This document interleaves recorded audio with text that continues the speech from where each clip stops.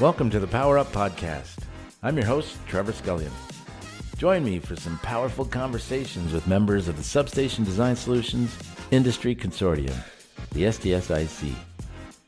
I'll chat with members about the consortium, innovations, how they're implementing different technologies, even some of the projects they're working on to address the growing needs of our power grid. My guest today is Jack Hopson, Technical Solutions Executive for the utilities industry at Autodesk. Jack is the key Autodesk contact for the SDSIC and provides a great deal of support to our community, and we're really glad to have him. Listen in as we talk about Jack's career, including the work he did creating a college-level CAD curriculum program, some of his work at Ameren, and what he's doing now at Autodesk. We even dive into the future potential of AI. Jack, I finally got you on. So thanks for joining, buddy. It's been a while. I've been wanting to get you on and appreciate the time. Trevor, how you been, man? Oh, man, I'm good. Nashville was a whirlwind. It took a while to catch up, and I really wanted to catch you in Nashville and kind of do this podcast there, but I ran out of time. Oh, it's you kind of hit the ground running, right? Particularly you. I mean, it's, so yeah. No, understandable.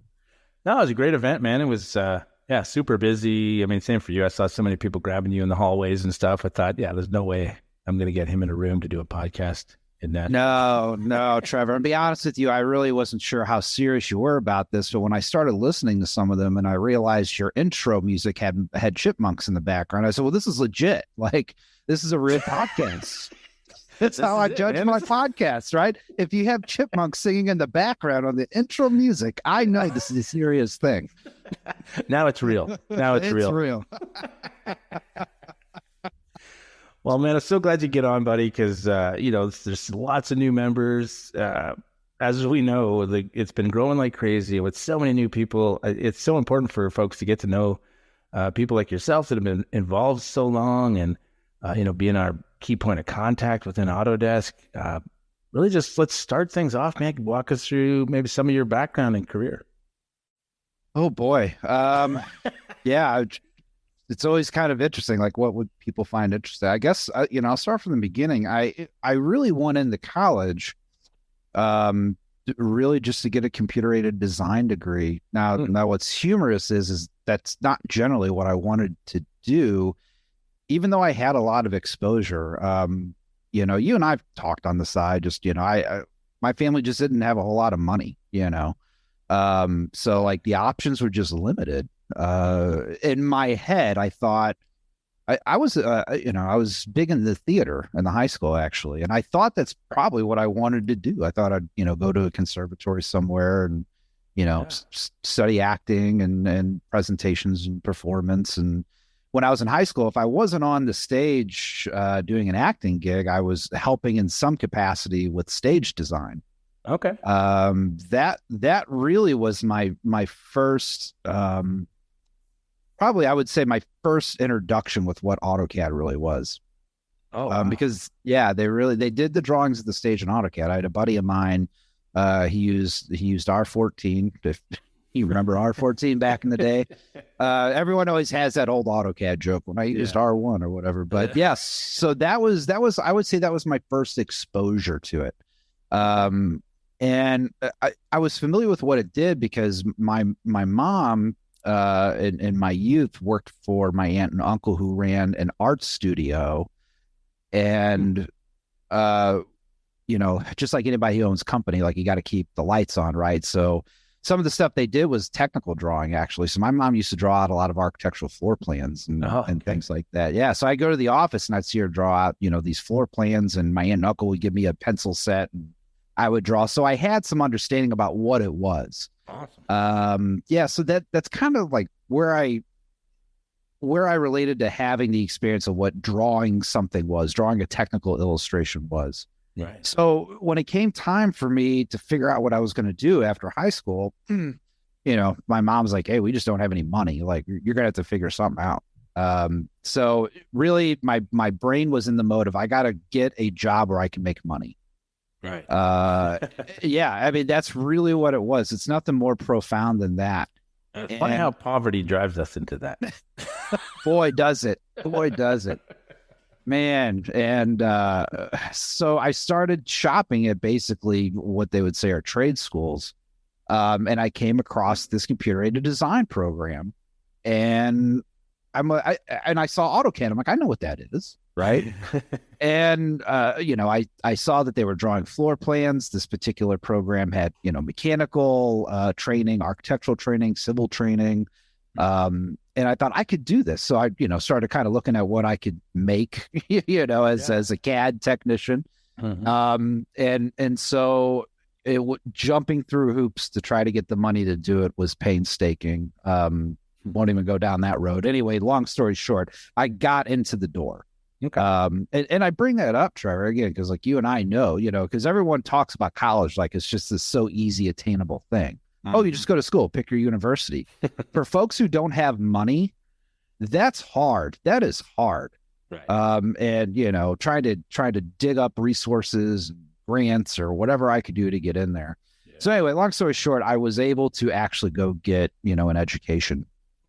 Awesome. And I got really lucky. I was not maybe halfway through that program when a company, they're still in business, it's called Charter Communications. So they're basically what we kind of known as the old cable company. But at the time, they were going into internet, telephony, and their mapping GIS group was actually looking for a CAD technician.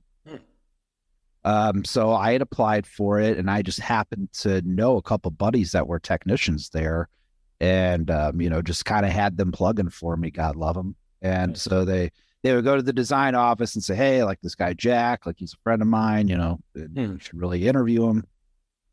And so I got the interview, and I went in for the interview, and I did well. I got the job.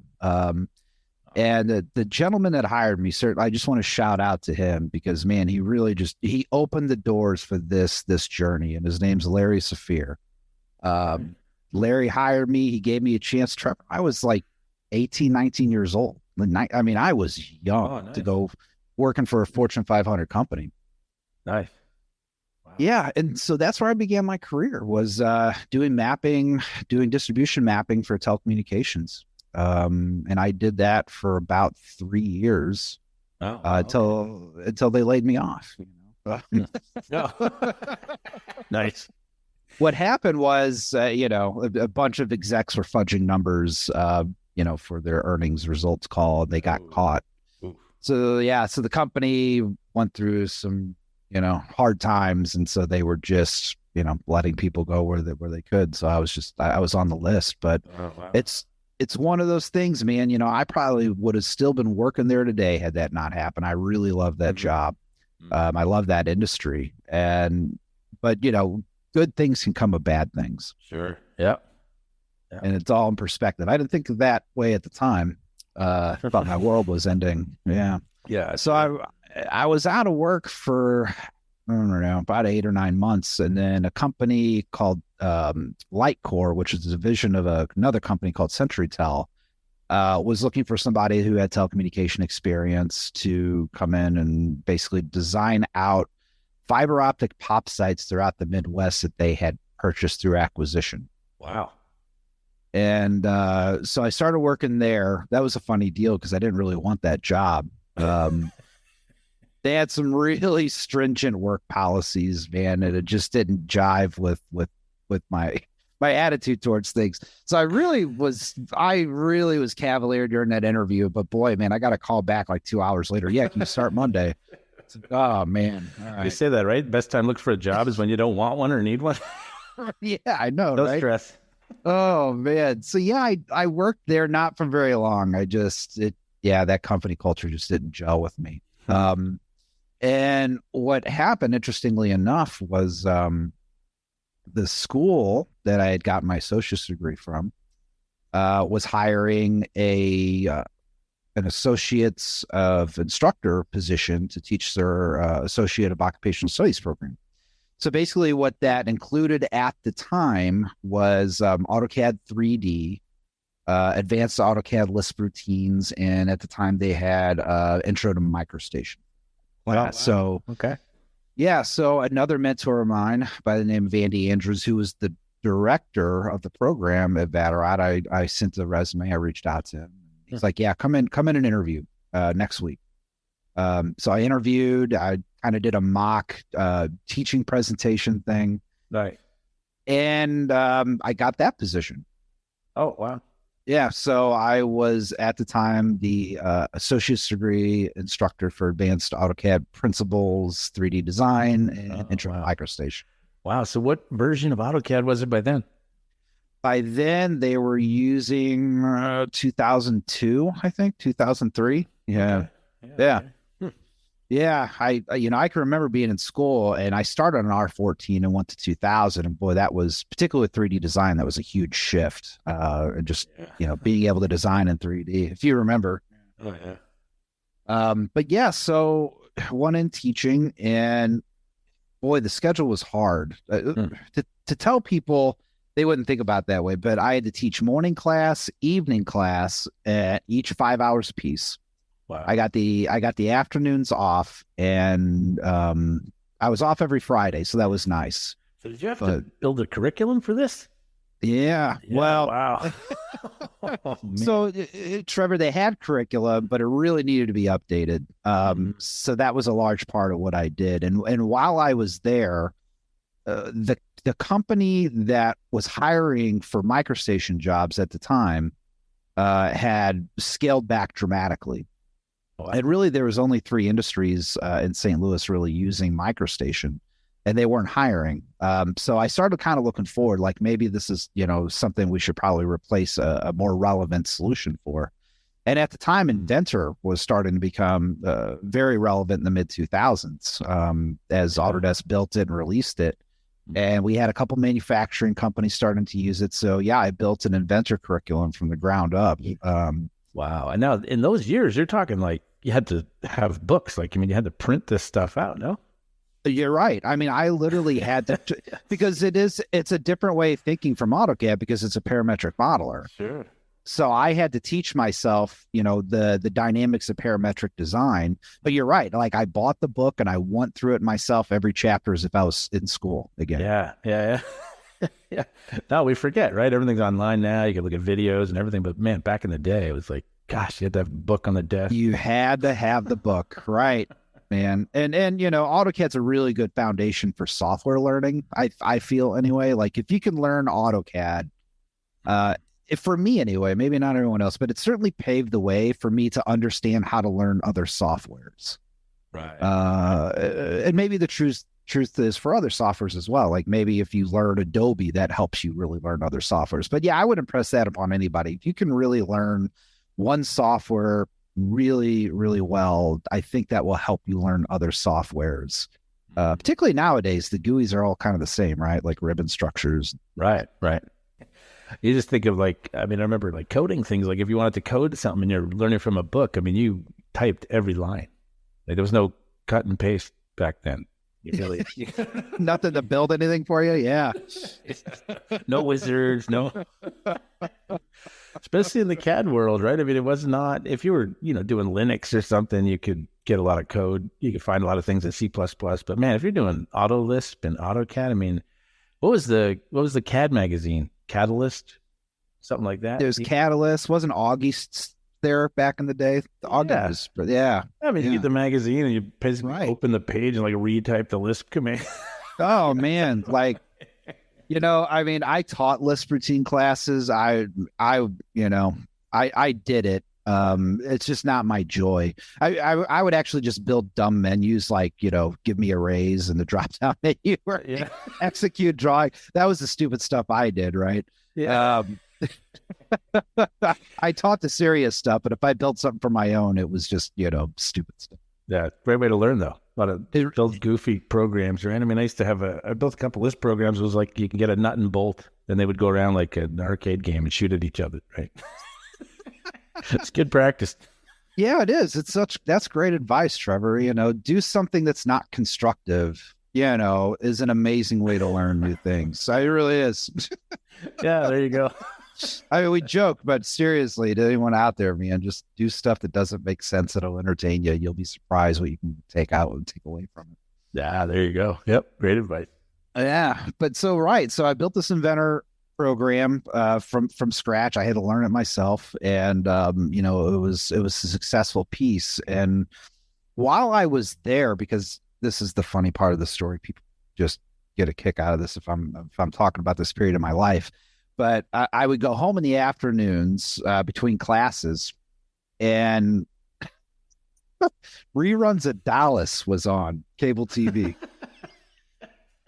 And I got wrapped up in it, man. I mean, I did. Couldn't put it away. And what's interesting is while it was a soap opera, it was heavily orchestrated on business. Right. The oil industry. I mean, half of it was drama and people having fights at home, but the other half of it was, how do we keep pumping more oil? How do we make more money? How do we save the business? And it really kind of struck me in a weird way as I got wrapped into it. And my previous boss at Charter, again, Larry, I maintained a friendship with him even to this day. Oh, wow. 23 years later. Yeah. Oh, that's awesome. Him and I were having lunch one day, and he's like, "Hey, why haven't you went and gotten like a bachelor's or a master's or something?" And it came back to that whole thing, money, right? Like education's expensive. Right. And I said, man, Larry, I just don't know, man. Like that's expensive. That's time. I'm working full time. I did the work full time, school full time thing. It's hard. And he's like, yeah, he goes, man, but I see so much potential in you. He goes, and I just think if you just kind of had that in your bag, like it would benefit you. Like, you'll figure the money thing out later. Like you're a smart guy. He goes, but man, figure that out. And, you'll never have a higher energy than in your 20s to pull this off. Right. Like you try to do this later. Yeah. He's like, you can do it later. He goes, but man, in your 20s, like you could run on empty a little bit longer. Yeah. There you go. Yeah. Yep. Absolutely. That's great advice, right? For all the younger members listening, man, that is great advice.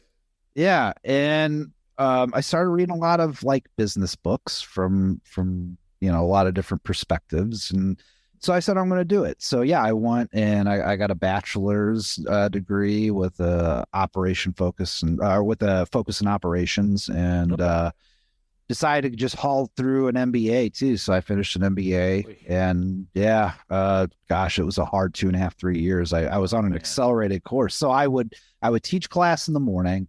I would go to class in the afternoon, and then I go teach class in the evening. And then Saturdays was like my tightening up days of all my work assignments. Wow. No more time for Dallas.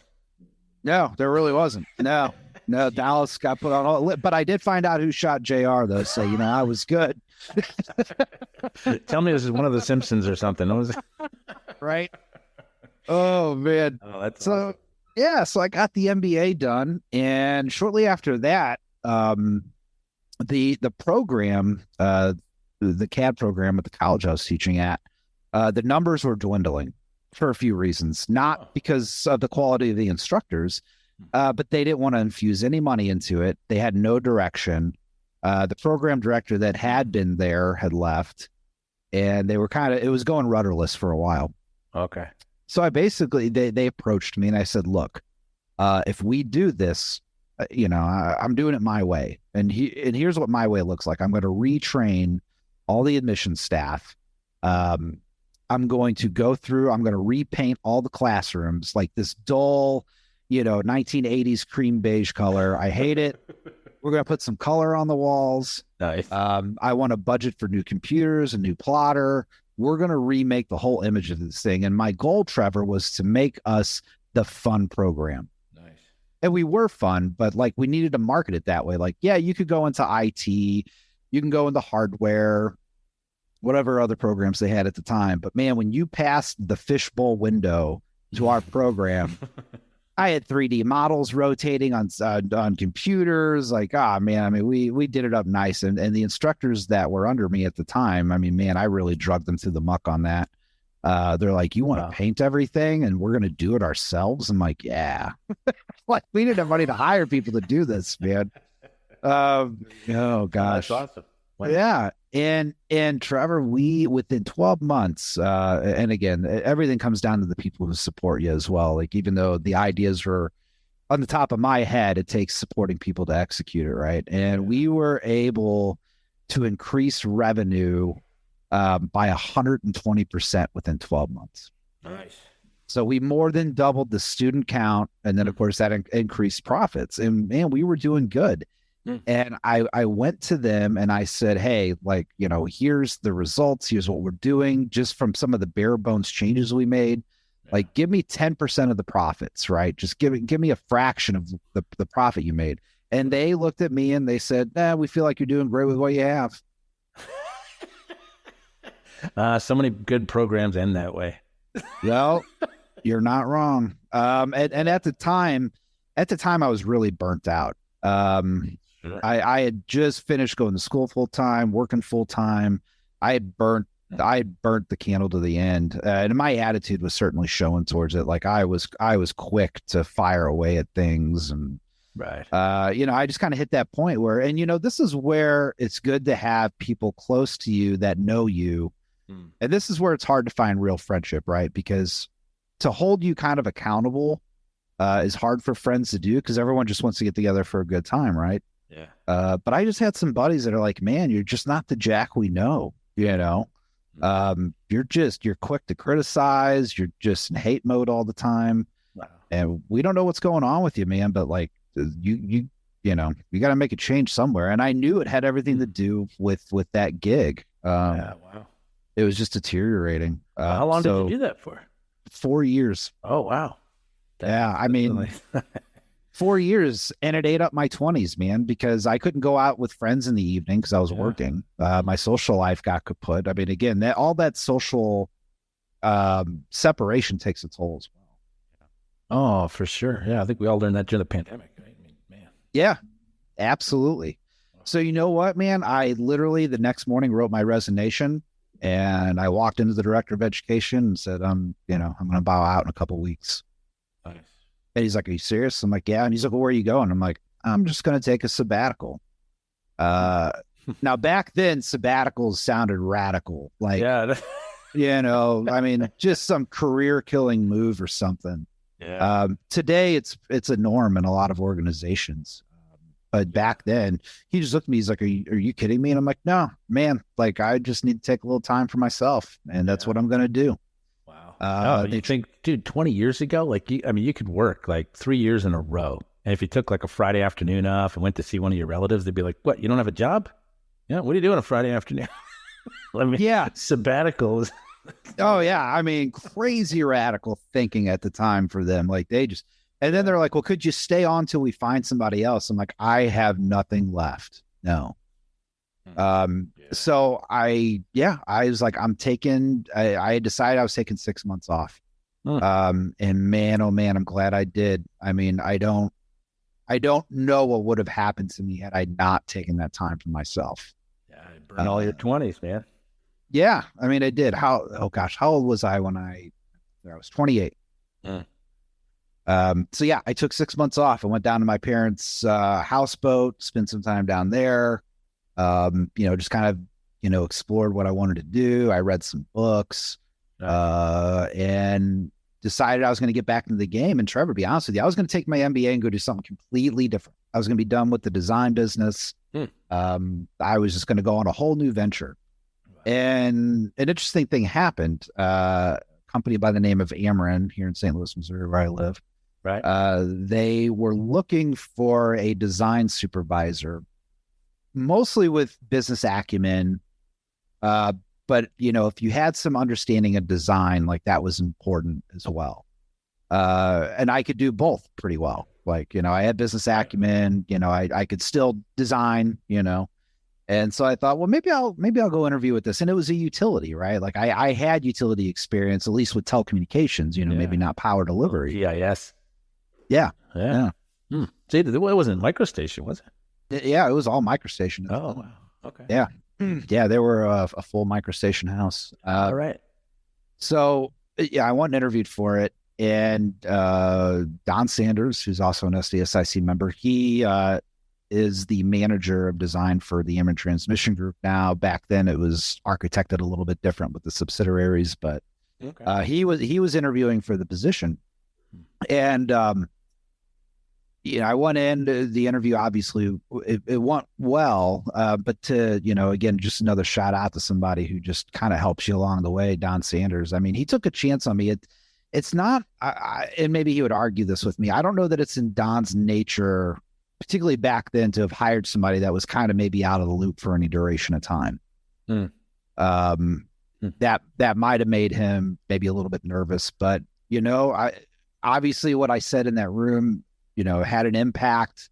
He took a chance on his own reservations, I would say, and he hired me. Yeah, wow, big shout out to Don. Yeah, and went to work with Don, and kind of the old saying is, a lot of people say you don't quit organizations, you quit managers. Yeah. Don's one of those guys, man. Like you could probably work for him forever. Yeah, he's a great guy, man. He's pretty easy to get along with, boy. He is, and he lets you debate. He lets you argue a little bit. He encourages you. He just kind of let me run amok, so we worked out great. That's awesome. Yeah, he's got a great management style for sure. Yeah, absolutely. And I learned a lot from him through the years. I worked for him, for a solid 5 years before they split the orgs. But during that time, I feel like I'm blowing through your questions, maybe. No, that's good. No, just keep it rolling, man. I'm just yakking away here. So just, sorry. But you're right on track, man. I love it. Okay. So right around that time when I got hired, Don was like, hey, you have a lot of 3D experience, is this something we should be looking at, really? Like, should we be exploring this? And I had obviously done a lot of 3D in AutoCAD. I did Inventor. And in 2010, 11, when I got, a couple of years after I got hired, you could do 3D for sure. It's just the amount of work without some intelligent tool sets, just the reward wasn't quite worth it. So was he exploring 3D for basically all the utility designs, or was it just for at the time, just substation? Yeah. Okay. Yeah. So it was pretty well isolated to just substation. And, so yeah, I looked at it and I said, I think one day, yes. I said, it just seems like with how intricate a substation can be in design, trying to do that, in MicroStation or AutoCAD, like I just think the work is not worth the reward at the end of it. And of course, it's, again, we talk about that, the ladder of BIM, right? Like it was just a 3D model. It had nothing attached to it. It was nothing intelligent about it. Right. It was just a model. And even then, trying to print 2D sheet sets from like AutoCAD or MicroStation was a little bit painstaking back in the day. Yeah, like 5 times the work to build a 3D model and very limited return on materials or anything, right? Yeah. So I just, we kind of put a pause button on it. We worked on, trying to really streamline document management and those types of things. I was a big proponent for making sure we had like really good hardware. I was not one of those people who would skimp on hardware and those types of things. Right. I don't ever want to short end a designer with limited solutions or tools. If I can help it anyway. But yeah, so fast forward, 2012, we start kind of exploring what 3D substation could be. You had your product through Automation Force. There was the Bentley substation product out there. Right. And so we started exploring all solutions, right? Anytime you kind of make that next jump to, the next paradigm shift and however you're doing whatever you are today, you should explore the landscape. Mm-hmm. And, and that was the early days, I think, when you and I started talking. I can't specifically remember, Trevor, when we first met, but I do remember, and I don't know if you remember this, but we were supposed to have you down to St. Louis. I think it was you and Steve Kaufman to do a workshop for SDS. And you guys got snowed in, or some crazy snowstorm came through Toronto. Wow, you're right. Yeah.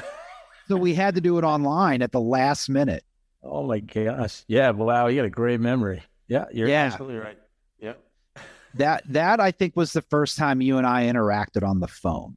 Oh yeah, so it's gotta be like, I don't know, 2014 or 15, something like that. Yeah, probably even slightly earlier than that. Yeah. But so that was the first time I can remember meeting you, virtually anyway. Yeah. And yeah, so we did your workshop we did the other solutions workshop. And I started looking at negotiating what a pilot would look like. And being in the position I am now, like, at the time it was just Autodesk offered a better price, a better architecture of, an end product within a certain time frame. It was just a better contract. Okay. And it was a contract that was architected in such a way where we could try it, and if it didn't work, it was easy to walk away from it. Right. I remember that. Yeah. Yeah, and I think you remember I was really kind of insistent on that. And so at that time, that's when I think I started going to AU, and kind of just sitting in the audience, like a lot of people are probably just getting involved with SDSIC do now, or if they go to AU, they do now. Right. But as I was building this, I had decided, I said, I don't want to like implement this, right? Like I want to do a pilot project and I want to bring the right people in. Meaning people that would help make it a success, or be honest with me if it wasn't going to work. Yeah.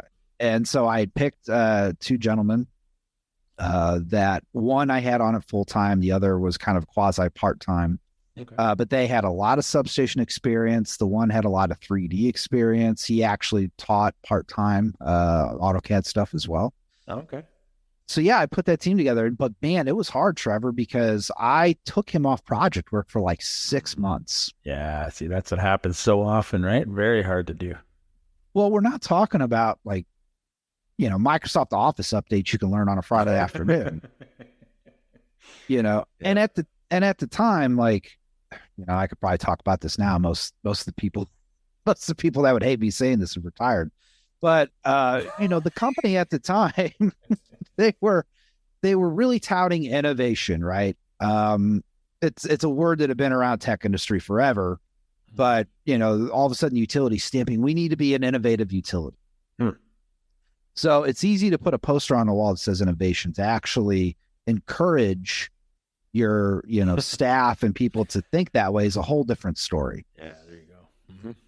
And so I proposed this. I said, I want to do this thing. And boy, you're going to take somebody off of project work for 6 months. I'm like, well, you're already contracting 35 jobs out. What's 3 more? Prove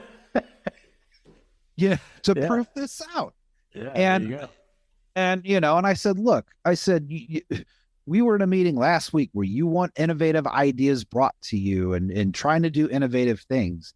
And one, like, I can tell you, BIM works in architecture. They've been doing it for years. Like, I know this will work for utilities, and we have specialized tool sets now that attach themselves to this great platform. And, I'm telling you, you're going to be happy with what you see. There you go. And it took some fighting, but they eventually relented. And so we started our pilot, worked with Steve Kaufman. We had a meeting with him once a week as we were building this thing out. Yeah. And long story short, we got the project done. But I remember I remember your pilot just being one of the easier ones, I guess, from just this streamlined approach and having the dedicated people, because I know for Steve, and Nate Holt, I mean, part of the issues are that they do all the training, they do the work, they do the sessions, and then, a lot of folks get called back into project work and you lose all of that momentum. And basically 3 weeks later, they got to reteach the same stuff again. Yeah. And, I think that's the first time you and I had some really good interaction, is when, you guys came down, to kick that pilot off with us. And, before we get into that, Trevor, just so I don't forget, just again, another shout out to some close friends of both of ours. When I was getting started with this, I was, you're never sure you're doing the right thing, particularly when it is a quote unquote innovative kind of thing. Mm-hmm. Obviously, like, Duke was doing some stuff, Southern Company, but not many people ahead of us. Right. So I managed to get Arnold Fry's contact information. So for folks that don't know, Arnold Fry works for Power Engineers. At the time, he worked for Duke, very instrumental in SDSIC, and you kind of getting this community rolling. Absolutely. Yeah, but now you get Arnold on a podcast for 6 months now. Yeah. And so I got his contact info, and I contacted him and Michael Goings as well. Again, another founding member, a great privilege to know him. Yeah. I said, hey guys, like, you've been doing this. Here's kind of my plan. Here's what I'm mapping out. Do you think I'm doing some of the right things? And they're like, man, we wish we would have did it that way. We tried to like turn the light switch on for everyone on, day one. And, so, Arnold gave me some, reassurance that my head and thinking of how we were going to, kind of bake this pie was going to work. And so again, just another great perspective, from, again, within the SDSIC organization. And that's when Arnold told me about SDSIC. Yeah, well, there you go. So that's just a beautiful lead into, your first exposure to the SDSIC was that. But what you're saying is just terrific advice for all the members. If you're just getting started, that is really the way to leverage the SDSIC. It's to have those conversations with other members. You can find out who's done what. And I think it's an attribute to the committee itself, like the community itself, is not a lot of folks are shy about the mistakes or, the errors they made trying to deploy or trying to train people. I think it's been pretty open for that. So yeah, great points, man. And great big shout out to Michael Goins and Arnold for sure. Yeah, do it. If you're there, and man, I don't know, like, again, some people have a hard time with me, but make mistakes, just shrug them off. Yeah. Don't, people beat themselves up like, oh, I made this mistake, or they try to protect the mistake, just, I got to be careful, Trevor. Like, I don't know if your bleeper's working. You know me, I talk like a sailor, but if you screw up, just, hey, it is what it was. It didn't work. Move on, Yeah. I mean, isn't that the general way to get through any kind of technology project? I mean, it should. If you're pushing any kind of innovation, for sure there's mistakes. I mean, every time I hit the compile button on something, there's a mistake or an error. Yeah. I mean, just keep going, keep moving on, fix it and move.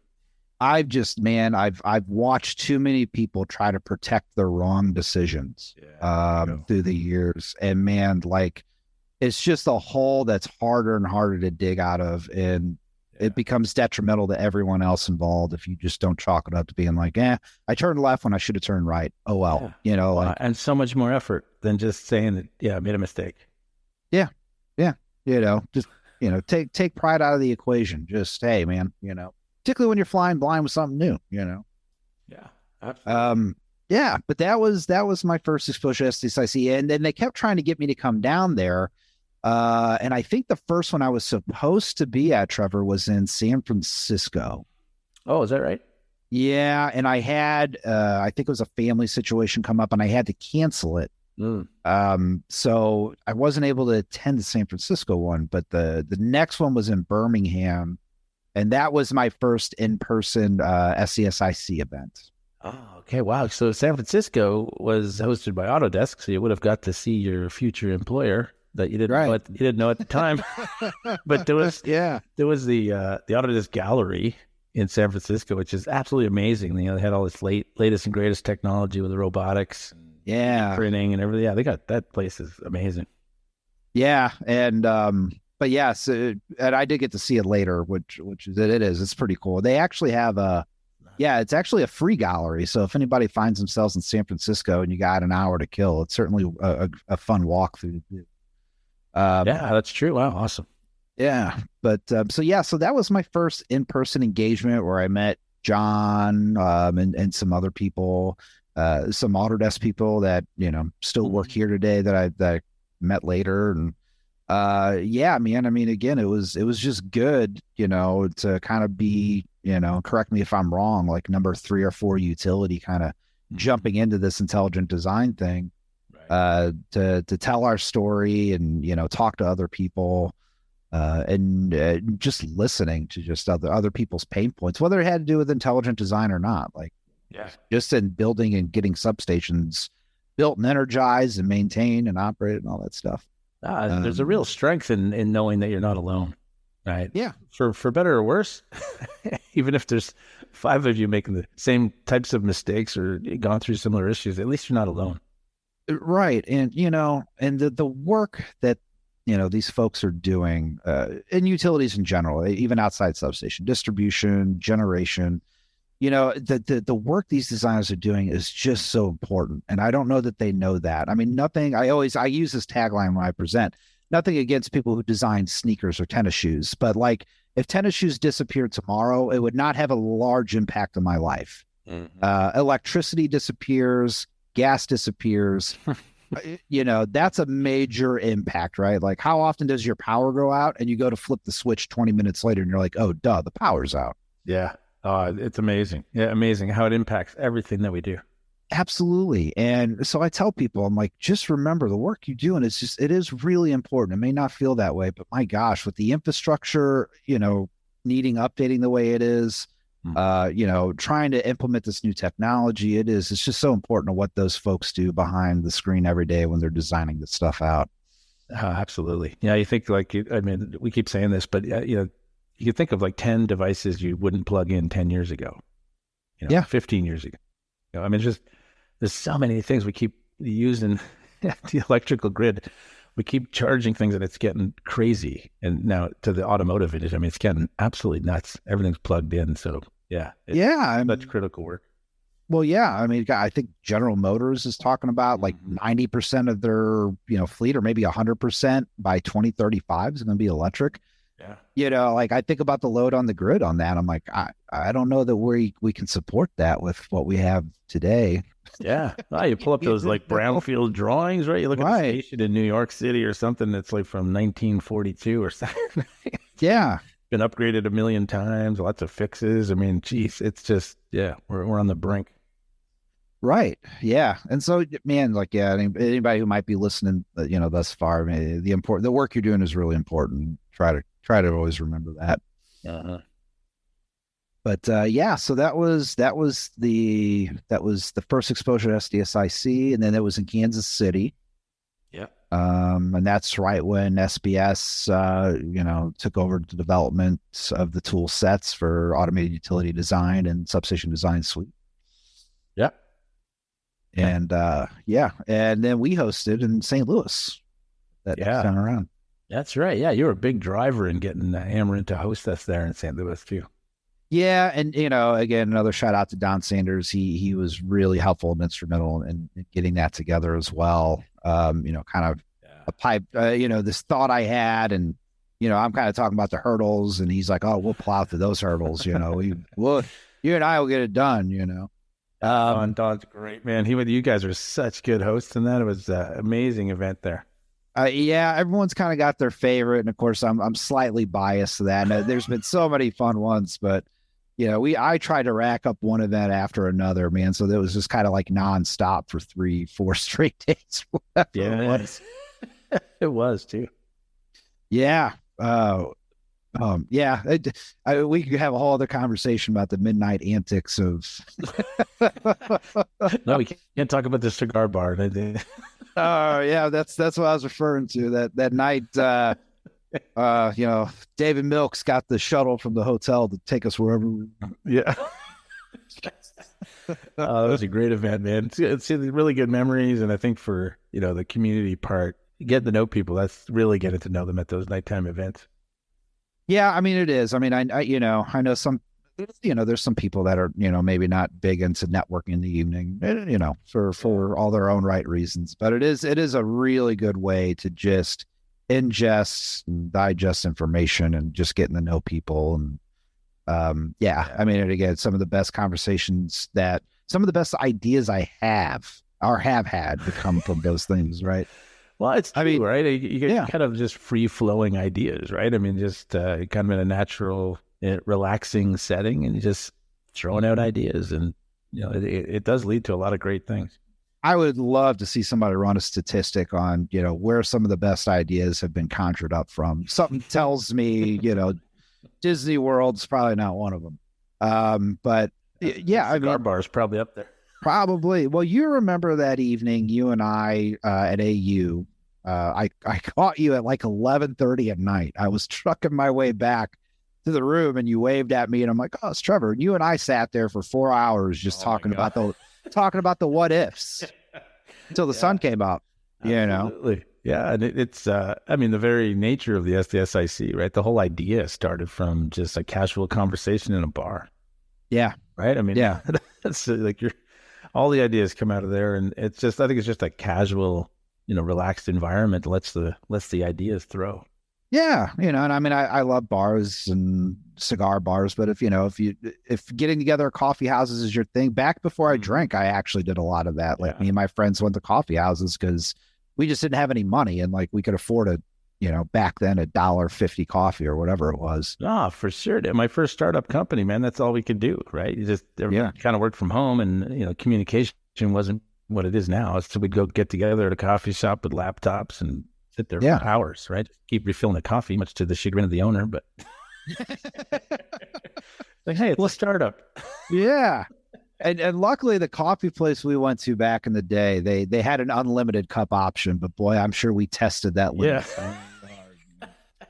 Yeah. You've been here for 4 hours.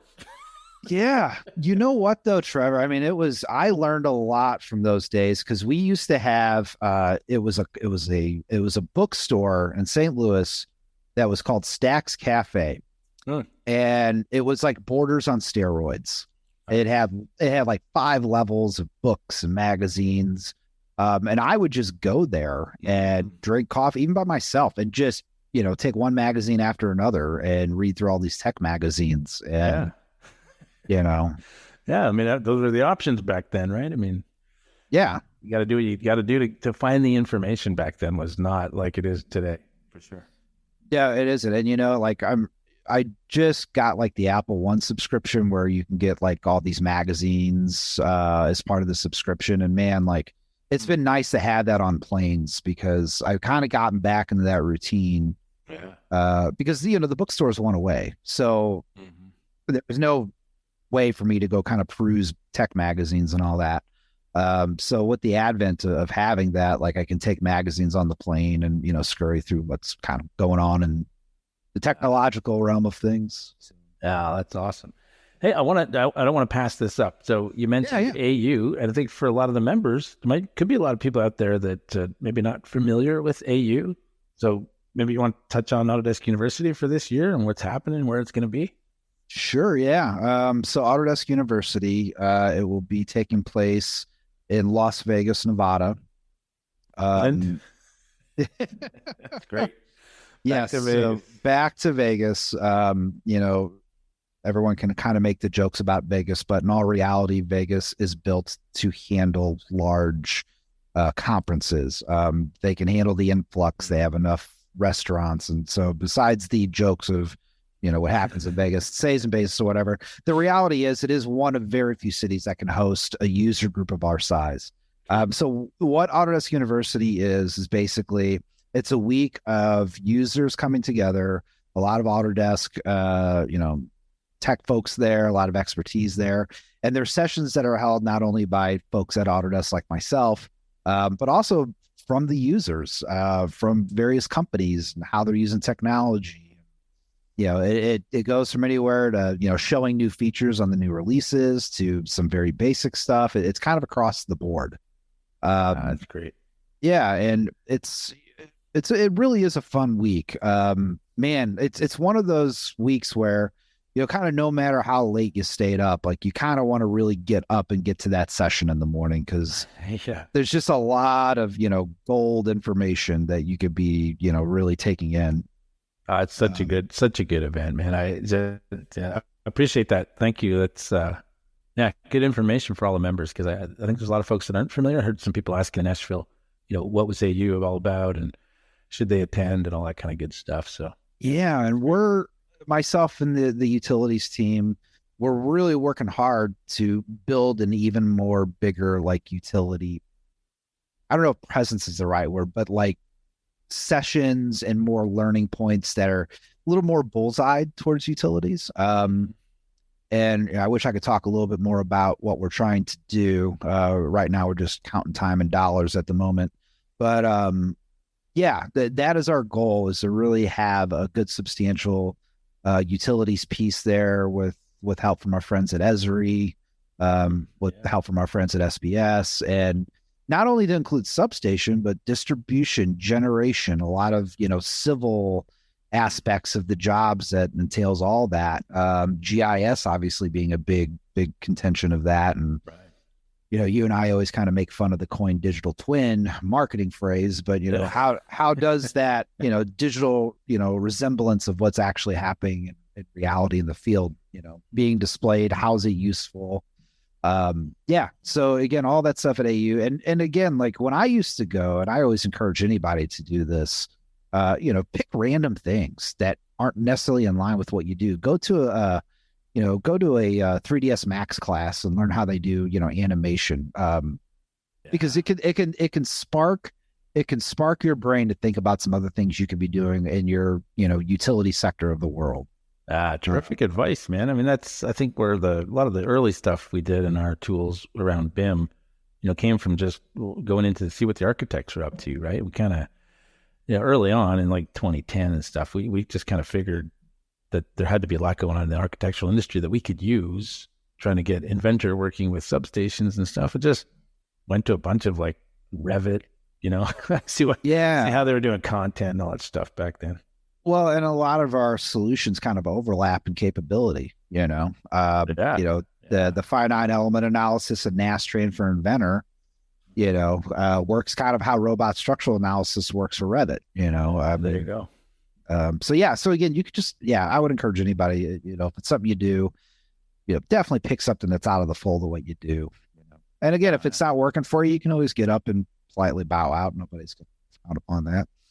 Well, and a lot of the newer stuff, I mean, I get a lot of my kind of guidance for Forge, now platform services, and all the APIs that's going to come up and release. Like they release a lot of information at AU that they don't put out on the web, but you can have those conversations, and they are sharing a lot of pretty intimate details of what's coming out next, which is awesome. Yeah, it really is. It's a good sneak peek kind of to get your hands on certain things. We just released Forma about 3 weeks ago. And I opened it up for the first time, and it's, definitely Andrew, our CEO, would refer to it as the baby software of our platform services. But it's the potential is so neat just from what I was playing around with. I really like where they're looking to head with this, and industry is probably going to dictate a lot of that with the work you do, the work SBS does, how they can, integrate solutions into it as a platform piece. But it is a baby. Do you remember, because you use Macintosh stuff? Do you remember when OS 10 came out? Yep. 23 years ago, whatever it's been now.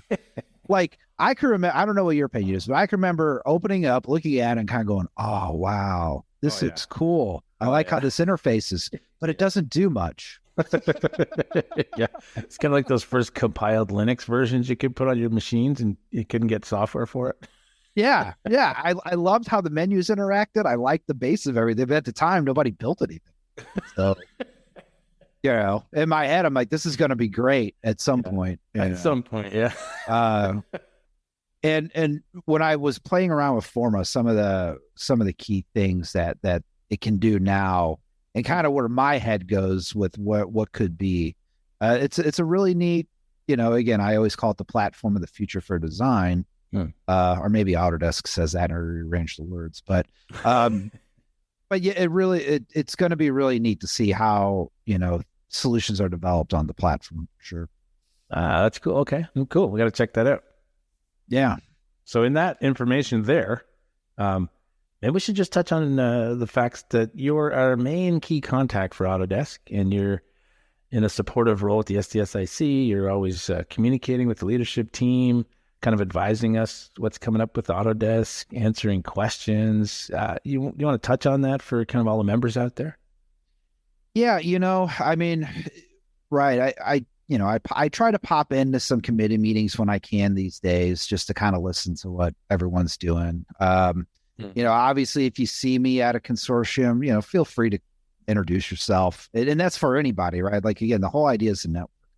Obviously, like, Autodesk has customers we support there, but really, I'm there to support the members however I can, whether it's just in my role at Autodesk or if it's just my experience that I've had through utilities.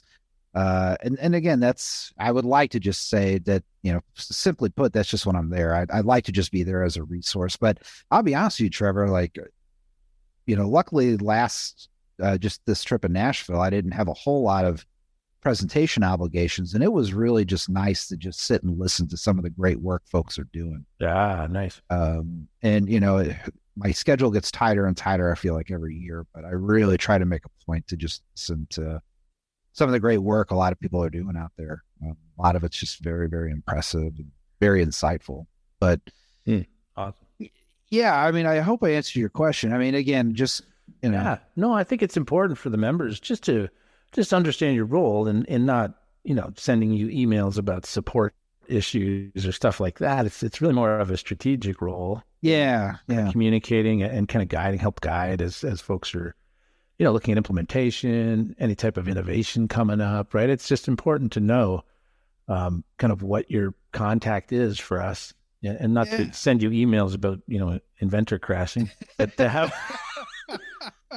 Yeah, I can't answer all the questions. No, you could, but you have a whole support system for that. It's not about that at all, right? Right. No, and I'm happy to have those, thought discussions. And I love, like, when people show me the work they're doing, Right. I really enjoy that. That's some of my favorite stuff. Like when somebody opens up some design and says, "Hey, can I just show you what I'm doing for a couple of minutes?" Yeah, absolutely. And that's your chance to, like, say, "Hey, that's awesome. I love what you're doing.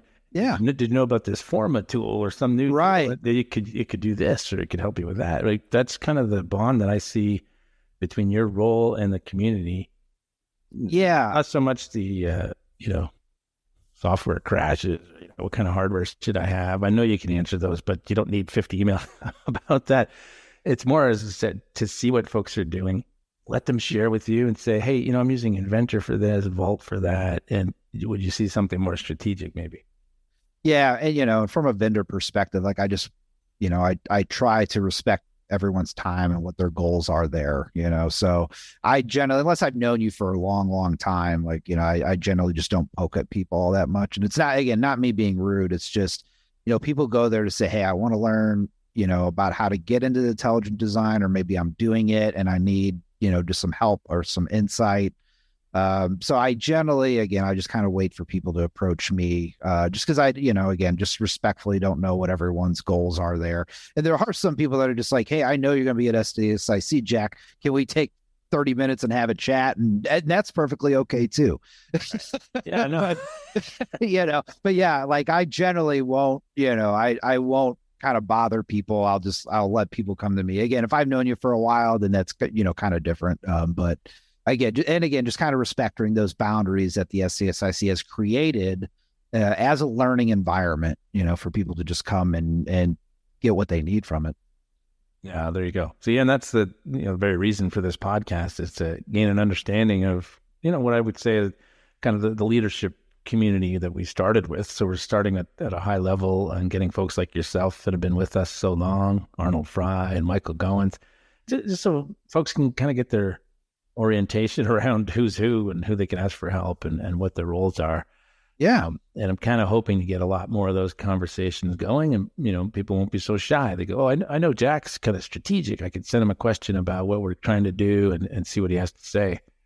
Not so much to get a free trial of something, but yeah, right. I don't do licensing, but there you go. No, I want to do that. But yeah, and it is neat. I know Jeremy Morton, again, another just privilege to know this guy, a part of the SDSIC.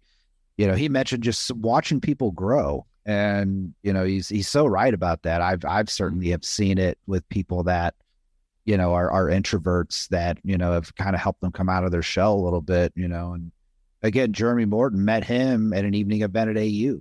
I recognized his presentation that he did in one of the sessions, and I just walked up and said, "Hey, I'm Jack Hopson, I work at Ameren," and that's how I got to know Jeremy. Like, again, I just walked up, and I know it's hard to just do that for some people, but Sure. try to just do that, meet people and you'll trade numbers, text, Yeah. Yeah, there you go. And can't give Jeremy enough kudos for everything he's done and leading the community early on and continuing to grow. I've been trying to get him together to kind of get a podcast going around 3D technology and maybe just a general podcast episode around CAD, right? Try to get yourself, Jeremy, Steve Kaufman, Josh, try to get that group back on a podcast soon. Yeah, I did see that email. Yeah, I think that could be fun. Yeah, we might need a series in that, but we'll see where we can take it for sure. But Zach, let's switch gears a little bit, man. I wanted to dig a little deeper just in Autodesk. So knowing you're our key contact, we're all excited about AI. You can't go to LinkedIn, even Instagram or anything these days. It seems to be having an iPhone moment for AI, is what I like to call it, right? It's just been everywhere all of a sudden. And Autodesk, there's got to be a lot of exciting things going on around AI.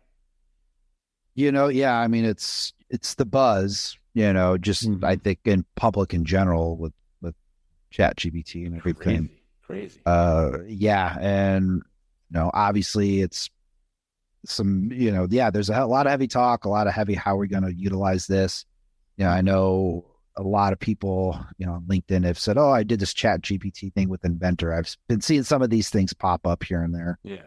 But I mean, as any technology company, it's the big chat and the big talk. But I think it is exciting, in a few ways of what is capable.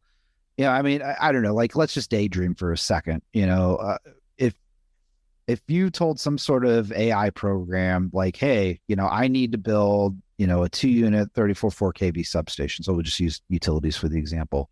Yeah. If you can give that AI, like, the plot of land you purchased, maybe it can give you, again, like 30 different configurable designs, just like that. Mm-hmm. Right. If it has learning machine capability from all your standards and everything you can do and all that can be configured, and it can learn that, again, like, being able to execute the most optimal, like, design is really interesting. And like, we do generative design with Fusion, there's a lot to that as well. Just like what materials can be used. Right. The imagination's the limit. I'll be honest with you, Trevor. I tend to focus on, for better or worse, the bad stuff. Well, I'll be honest with you, man. Like, and I hope I'm wrong. I so hope I'm wrong. I just think we're in for a reckoning, as a good friend of mine would quote it. I mean, some of just the deep fake capabilities. Oh man, is scary. I mean, it is scary. If you have any type of image that's been on the internet for any length of time in multiple places, like, the crazy stuff people can put together is slightly frightening. Right. My worry is because you have all this potential, you have all this great things you could do with it, but unfortunately, there's just a lot of bad people in the world. Right. And I know it's like a catchy thing on LinkedIn to do the tech observation of AI or whatever and talk about the possibilities, but I don't know. I don't feel like we're talking about, how we should be approaching this cautiously. I mean, what do you think about that? No, I think, I mean, you start all those fake videos, the ones that really hit me are the fake Tom Cruise, they put his face on the video and it looks so real. And you just need to act a little bit like him with the mix of AI. And it's so convincing. And I think a lot of people know that now, but I think you're going to get to the point where, something really important needs to be said. And we don't believe it. It's AI, fake news is right. Yeah. And I know, like, history has this story to everything that's ever come out, right? Like, when the internet really hit to the public, I mean, like, we could never define the possibilities, I don't think, 15 or 20 years into the making. No. The good and the bad stuff, right? Right. Same thing with the phones, man. Like, I use this quote, like, I couldn't hail an Uber 10 years ago, but a lot of bad stuff has happened from that too. And now we're amplifying that ability, by a crazy multiplier.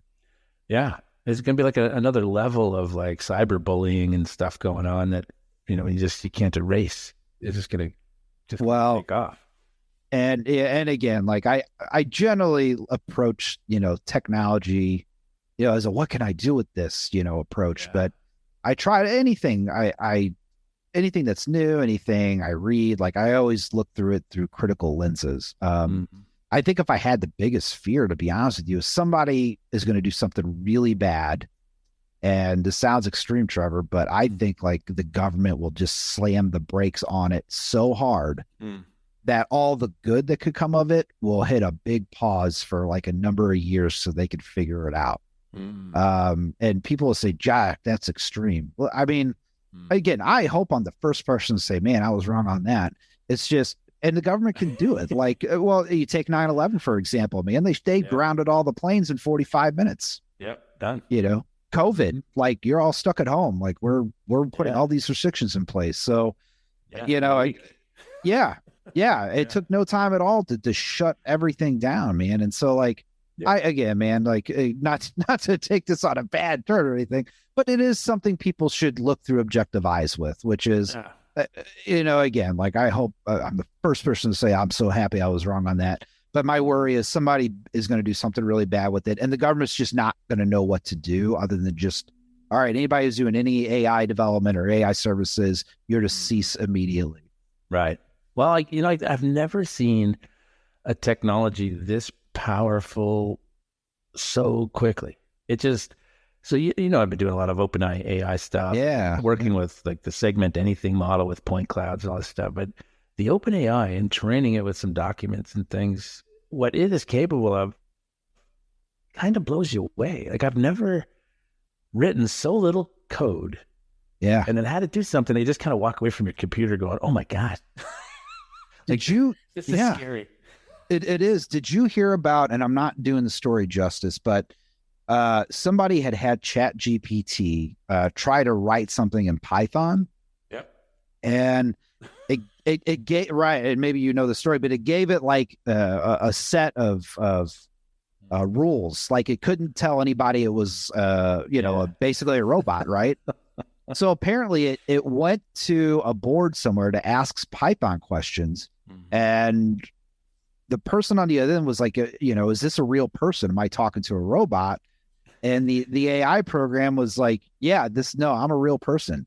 Yeah. And then it said, well, can I see you? And it said, I'm blind. I can't use a monitor or something to the effect where it justified, again, I'm probably not doing the story justice, but it justified lying within the parameters it was given to do this objective.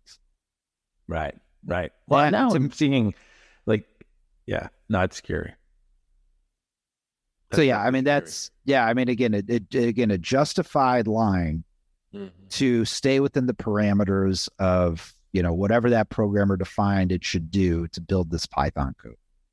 Yeah, it's insane. I mean, I've been using the Microsoft Copilot application it's within Visual Studio Code, and there's the side of it where you think a little bit of AI to augment kind of the strenuous part of your job. And being a coder, you can write comments in Copilot. Just say, I need a function that can calculate the math of Celsius to Fahrenheit or some thing, and it'll spit it out. Beautiful JavaScript, everything. Which it's not going to take your job. It doesn't take the creativity, but it's augmenting the issue of going through and checking those stupid little functions.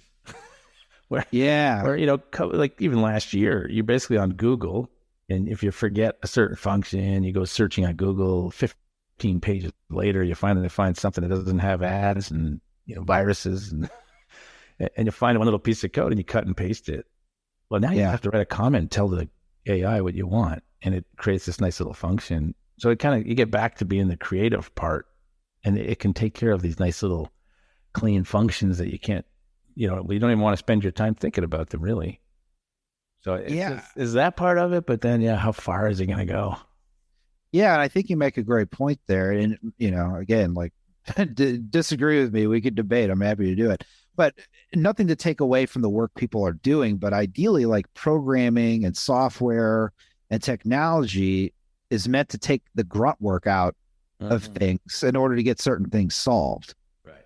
I mean, again, like to put it in a very simplistic form, like that's what your calculator is, right? Like, Yeah. like it does these math things, so you don't have to write it all down on paper. It does it digitally. I mean, again, very simplistic thing, but yeah, I mean, but as software has developed, like it's doing all, again, not to take away from any work anyone's done in the last 50 years, but it takes the grunt work out of things people don't want to do. For sure. Yep. I mean, you take a model and inventor. Like I'm not drawing prints anymore. Like it just creates the print for me, Well, and like you said, right, you go to generative design, like it can spit out 500 iterations and give you the lightest weight model, like Fusion and all that. I mean, that's great. Just saves you the grunt work of trying to change each parameter and kind of go through it, do the recalculation, find an element analysis. Right? It's amazing what it could do. I mean, your imagination can run wild with a program that can execute, a set of parameters, and again, I'm spitballing here like crazy for anyone who's listening, but, what if I put this pole standard in this area, at this time of year, like what variables should I consider, whatever, like, again, just, whatever your brain tries to put together to execute a solution, it could answer those questions really fast if it has the background data in the learning machine to do that.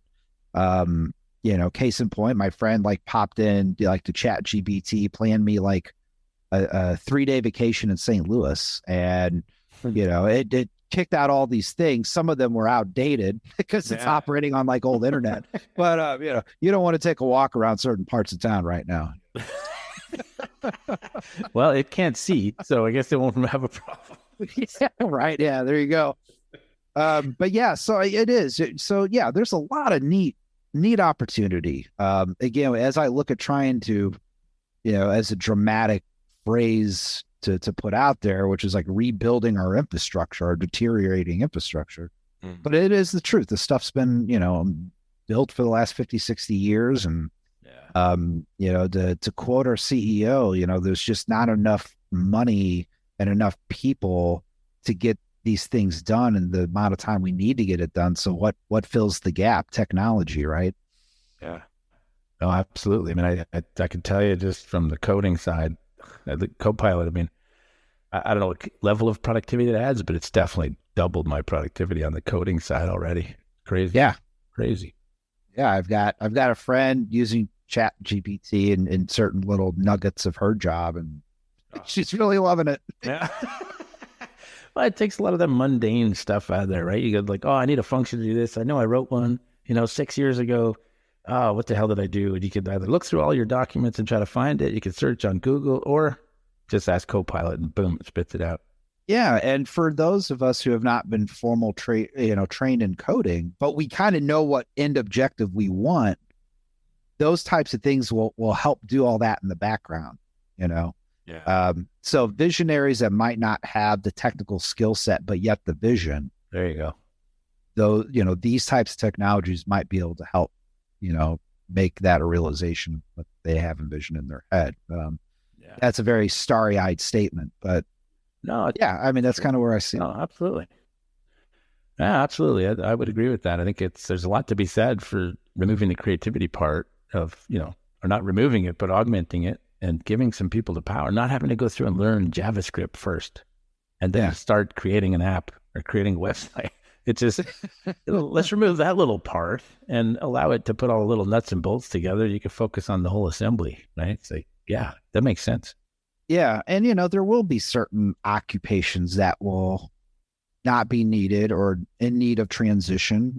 We've seen this throughout history, of course. Yeah. But, yeah, and again, like you won't know until it happens kind of a thing. But, generally, again, there's way more work that needs to be done, than any technology can check the box on. Who knows? 6 years from now, I could be so wrong in that statement. Who knows? But it's fun. We can look back and we'll do another podcast 6 years from now. That's right, man, Jack. Like no more people are needed, and literally, machines and software. You just check boxes on what you want done, and it's just doing it. Oops, sorry, Trevor. That was wrong. We missed it. Yep. I was wrong. Oh, yeah. Yep. It could be.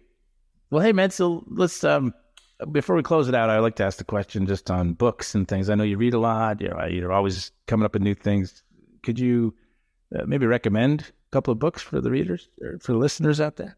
Sure. I go through spurts of reading books. I get burnt out. And like I said, I tend to dwell on magazines a lot more for my reading material, but and I'm always hesitant to recommend books, but one of the things that inspires me are people that came from nothing and became something, or was handed like, this mess and fixed it, right? I mean, everyone goes like to Steve Jobs is everyone's favorite, kind of inspirational leader. You and I, talk about some of his methodologies, and he's certainly on that list. Like, I read his biography. He took a crumbling company, he brought it back to life. But his biography is good. I'll tell you who else, man, like Lee Iacocca. So for the younger folks that don't know that name, he was a major car exec in the 60s and 70s for Ford. He got ousted, kind of like Steve Jobs did from Apple originally. And Chrysler at the time in the late 70s was this crumbling car company, and they gave him the opportunity to come and try to fix it. And he came in and he turned it around big time. But to read kind of some of his approaches, and maybe some of it's a little outdated, maybe, but it's still good leadership reading material. I liked that. He's also got another book called Where Have All the Leaders Gone? He's since passed away, but that was another book I liked. Okay. And then one of my other favorite books is a book called Leadership by Design by the author's name, I believe, is Maria Judice, who was actually an Autodesk employee for a while.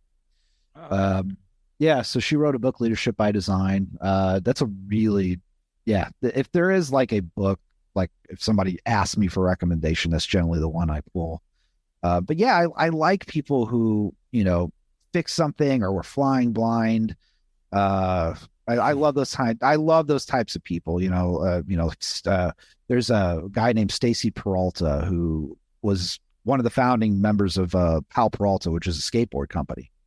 But he went from being a professional skateboarder to like a marketing business guy. And he was flying blind. He was young. And there's a lot of like video segments of him talking about his career on YouTube. And I used to be a skateboarder in my youth, so like it's an interesting parallel for me. But yeah, I mean, again, like there's one of his favorite quotes, and I'm ad-libbing here. He said, like, he goes, "We just did anything we wanted to because there's no one around to tell us we couldn't." Yeah, like a lot of little young startups, right?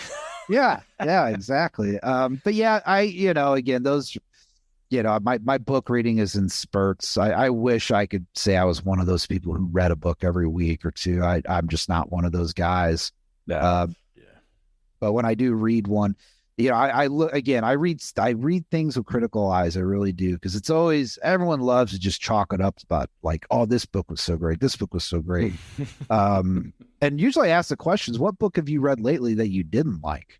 Like what book did you spend a week or two reading and you were like, man, I wish I could have that time back? Because people just hate to admit that they wasted time. Yeah. Yeah. And there's a lot of them, right? I mean, yeah. Well, dude, you would love, there's a podcast. I don't know if you listen to Guy Raz. I'm not familiar, no. Oh, R-A-Z. It's How I Built This. Okay. Yeah, it's a great podcast. Like, he's got a whole, I don't know, he must have hundreds of them by now, but it is literally all about entrepreneurs that went from the zero to something. And, he has a couple of, folks that have several companies, and he'll interview them, but some of the best stories, man, it's the guy at the zero making cookies in his kitchen. It ends up being this, marketing protein bar, but you can literally pick out the episodes based on the companies, and some you'll recognize, some you don't, but they're really interesting podcasts to listen to. Like you said, man, people that went from nothing or had to rescue the startup 5 times over, Yeah. Pretty cool. Yeah, those are the ones that interest me anyway. Nothing against any other successful business person in the history of forever, but But yeah, those are the ones that interested me the most. But yeah, no, I like that because podcast is someone famously said is like the new AM radio. There you go. But it's useful. I can download it, listen to the plane, whatever. So much like people do with this Power Up one. So yeah, no, thanks for recommending that. I'll check that one out. Yeah, I think you'll like it, man. Just based on what you said, I think we have a very similar background, right? Going from nothing to achieving something, and some of those stories are just very inspiring to listen to. Yeah. I love reading about people. I'm not much into reading any other types of books other than biographies or business strategy. I mean, I like a good story. Don't get me wrong. I just tend to like to watch those more than read about them. Yeah. There you go. Well, Jack, thanks so much for being on, buddy. Yeah, thanks for having me, man. I hope I didn't go on for too long, but dude, we could do another 3 hours. But listen, I'm gonna get you back on because I really like to do the CAD one, and Michael Goins is actually talking about an AI one, so we'll get you on for that too to give us some perspectives from the Autodesk side and just some of your thoughts. I think it'd be good debate. Yeah, still stuff I'm learning. Again, it's a new thing, so yeah. So let's just hope it's not part of the Gartner hype cycle. And I reiterate, I hope I'm so wrong at some of those thoughts. Yeah. I really do. Well, hey, man, we really appreciate you, dude, on behalf of the whole community. Thanks for being the point of contact for Autodesk and helping everybody on that side of things. There's so much going on. Hard to keep track. No, it's absolutely my pleasure, Trevor. Thanks for this. It's great. Yeah, man. See you soon. All right. Take care, Trevor.